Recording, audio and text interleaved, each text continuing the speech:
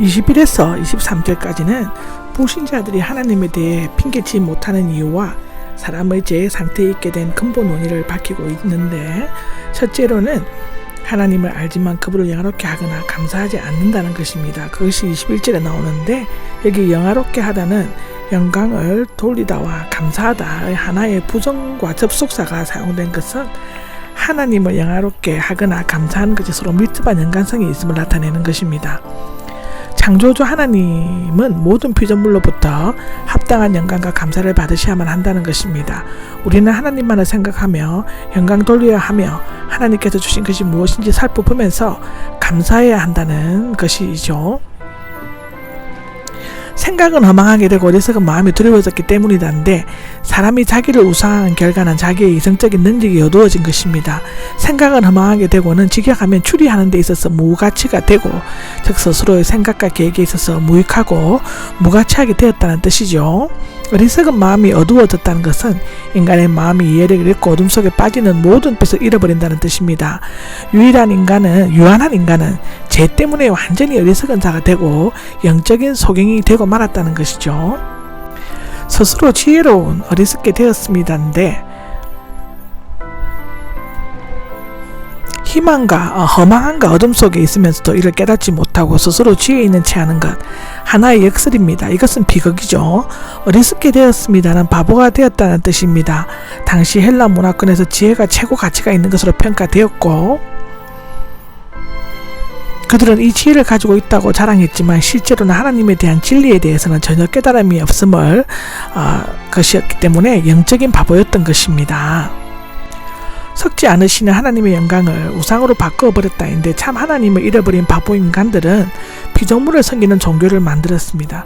그들이 하나님의 진리를 배척했을 때 판단력이 흐려져 우상을 만들었는데, 하나님의 영광을 로마와 헬라에서는 썩어 없어질 사람으로, 애굽에서는 온갖 동물들, 즉 새들이나 네 발을 가진 기어다니는 짐승들의 모양을 우상으로 바꾸었죠. 하나님은 인간을 자신의 형상으로 창조하셨지만 인간은 자신의 형상에서 하나님을 추상적으로 만들려고 했던 것입니다. 기어다니는 짐승들은 뱀이나 악어 등과 같은 파충류의 생물들을 의미하는 것이죠. 여기 24절에서 28절까지는 하나님께서는 우상 숭배의 죄에 대해 엄한 심판을 내리시는 것이 있습니다. 그것은 꼭 그들이 하는 대로 내버려 두시는 것인데, 이것을 3번이나 사용하셨죠. 꼭 범죄한 인간을 구원하시지 않고 그들을 멸망받도록 방치하는 것입니다. 그러므로는 앞서 언급한 우상 숭배와 같은 죄악들이 하나님에게 어떤 형벌을 받는가를 구체적으로 설명하는 것이죠. 하나님께서는 사람들이 마음의 정욕대로 행하도록 더러움에 내버려 두셨다인데, 마음의 정욕, 금지된 쾌락에 대한 격렬한 욕망이지요. 명예와 부위를 제쳐두고 쾌락을 얻으려고 파렴치하게 행동하는 것을 의미하는데, 이 세상의 욕망에 빠지게 되면 하나님에 대한 생각을 전혀 하지 않게 되고 그 대신 나름대로 우상을 만들어 숭배하게 됩니다. 더러움, 즉 도덕적 성적인 더러움을 말하는 것과 가난과 우상 숭배는 언제나 밀접한 관계가 있죠. 성경에 에스겔 20장에도 나옵니다. 여기 내버려 두시어가 나오는데, 내어두다 붙잡았던 손을 놓고 뒤로 물러가다의 뜻인데, 하나님은 인간에게 자유의지를 주셨고 그것을 억제하시거나 간섭하지 않으십니다. 인간은 선악과를 따먹을 수 있고 하나님을 거부할 수도 있습니다. 스스로 파멸의 길을 걸을 수도 있죠. 그런데 고귀한 자유의지를 남용하여 마음의 욕망대로 행동하며 우상과 간음하여 스스로의 육체를 더럽히고 범죄함으로써 멸망을 자초하는 것입니다. 그렇지만 하나님께서는 그들을 구원하시지 않으시고 멸망하도록 내버려 두셨습니다. 그 결과가 나오는데요. 첫째로는 자기네 몸들을 서로 수치스럽게 만들도록 하셨다는 것입니다. 몸과 영혼은 하나의 인격과 본질을 구성하기 때문에 몸이 더럽혀지거나 수치스러워지게 되면 자연의 영혼도 그렇게 된다는 것입니다. 창조주 대신에 피조물을 더 숭배하고 섬겼다가 25절 중에 나오는데, 창조주는 영원히 찬양받으실 분입니다. 그 찬양받으실 분임에도 불구하고 인간은 창조주이신 하나님 대신에 피조물이 우상을 더 숭배한다고 합니다.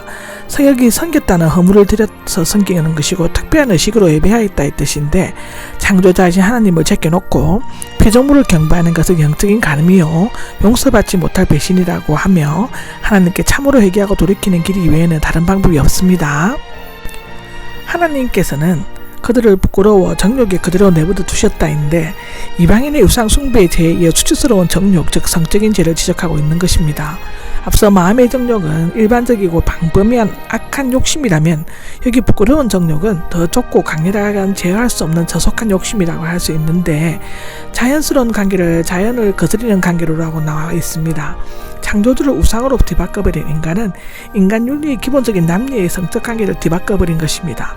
성욕은 일부의 처제에도 가운데서도 사랑과 인격의 완성을 위해 그리고 인종의 번식을 위해 하나님께서 인류에게 주신 가장 고귀하고 아름다운 축복이요 선물인데 그러나 인간은 이러한 성욕은 남녀 간의 비정상적인 성관계, 자인의 거스리는 성의 자세와 기능적으로 남용할 뿐만 아니라 하나님께서는 그들을 타락한 마음대로 내버려 두셨다인데 내버려 두셨다는 첫 번째는 더러운 정욕이고 두 번째는 수치스러운 정욕이고 세 번째는 타락한 마음에 내버려 두신 것입니다. 이 타락한은 시험을 견디지 못하고 내버려진 뜻이 있다고 하고 고린도전서 9장, 고린도후서 13장에 기록되어 있습니다. 그 이유는 그들이 하나님을 아는 것을 가치 있는 것을 여기지 않았기 때문이죠. 즉 하나님을 올바르게 아는 참 지식을 거부했기 때문입니다. 그들은 하나님을 알면서도 하나님에 관한 지식을 가지는 일을 쓸모없는 일, 합당하지 않는 일로 생각한 것인데 그 결과 하나님께서도 그들을 쓸모없는 마음, 합당치 않는 마음, 사악한 마음에 내버려 두신 것인데 그 결과 그들은 부당한 일들, 인간으로서의 합당치 않은 도덕적인 행위를 하게 되었는데요. 하나님에 대한 그릇된 인식과 태도는 결국 인간 윤리의 붕괴와 혼란으로 나타나게 되는 것입니다. 29절에서 32절까지는 인간의 죄는 하나님의 심판을 초래하였고 인간의 윤리적 파탄을 가져왔습니다. 그 결과 많은 죄악이 도처에 넘쳐나게 되었는데 물론 이 죄의 목적에는 일정한 순서가 있는 것은 아닙니다. 어느 정도 사상의 연관성이 있음을 알 수 있죠. 첫째로는 이웃의 행복과 재산을 해치는 부정인데 이것은 남에게 해를 끼침으로써 쾌감을 느끼는 고의적인 악함을 의미합니다. 남에게 피해를 줌으로써 어떤 이익을 얻으려고 하기보다는 그 자체를 즐기는 것이죠. 온갖 불의가 나오는데 인간의 일반적인 죄를 말하는 것입니다. 하나님과 의로 충만해 있는 대신 정반대인 불의로 가득 차 있는 것인데 여기 사악은 죄의 현실적 총칭입니다. 타락의 한 인간의 본성, 즉 변태나 도덕적 부패 또는 악행을 뜻하고 여기 탐욕은 더 많이 가지려는 본능적인 욕망에서 비롯된 악이죠. 이러한 욕심에 남의 것을 취할 때 양심의 가치를 느끼지 않으며 오히려 이기적으로 파괴하려고 하는 것입니다. 여기 악독은 사악이 외적인 악이라면 악독은 내적인 악입니다. 앞에 세 가지 적극적인 불의의 죄는 내적으로 악의가 있기 때문에 저질러지게 된다고 하는 것이죠. 여기 가득 차 있고는 완료형으로서 행위와는 관계없이 이미 마음속에 가득 차 있음을 나타냅니다. 이웃에게 상처와 해를 입히는 부정인데 여기 질투는 남이 잘 되는 것을 싫어하거나 죽이기까지 하고 싶은 마음의 상태를 말하는데 살인 또는 살기의 살인뿐만 아니라 정신적인 미움이 있는 것입니다. 여기 헛듣고가 나오는데 뒤에서 수우리는 것이 남이 듣지 않는 곳에서 험담을 하는 것이라면 헐뜯는 것은 사람들 앞에서 공공연하게 비난하거나 욕을 하는 것을 말하는 것이죠. 하나님께서 미워하시면이 나오는데 하나님을 미워하는 자로 번역할 수 있습니다. 마음에 하나님 두기를 싫어하면 하나님을 미워하게 되고 그렇게 되면 하나님께서도 미워하시는 것이라고 합니다. 여기 무례하고가 나오는데 하나님을 두려워할 줄 모르고 다른 사람에 대해서 아무 생각이나 행동이 오만불순하고 악의를 가지고 거드름을 피우고 남을 멸시하고 비난하는 것을 의미합니다.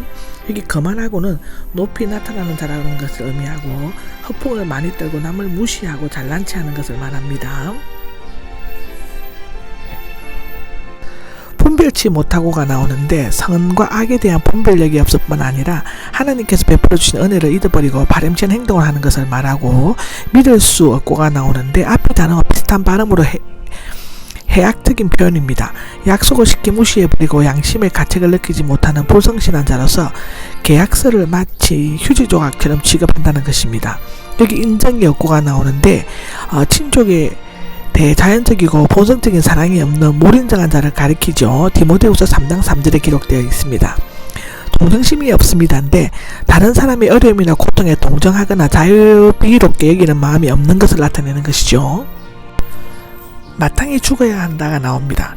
이방인들은 하나님께서 주신 양심이나 보여주신 신성과 능력, 자연 등을 통해 죄를 지으면 심판을 받고 영원한 죽음에 이른다는 것을 알고 있죠. 그리고 범죄하는 그 영혼이 죽으리라는 것은 죄의 상은 사망이다라고 로마서 6장 23절에는 말하고 있습니다. 자기들만 조준하기까지 합니다는데 알면서도 죄를 짓는 것을 가장 나쁘고 어리석은 것이라고 하죠.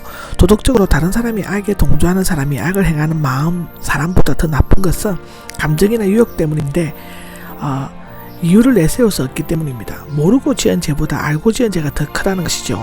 하나님을 거역하는 줄 알면서도 다른 사람들이 그런 일을 행하는 자들을 옳다고 하는 자는 더욱 무거운 심판과 형벌을 받을 수밖에 없는 것이라고 기록하고 있습니다.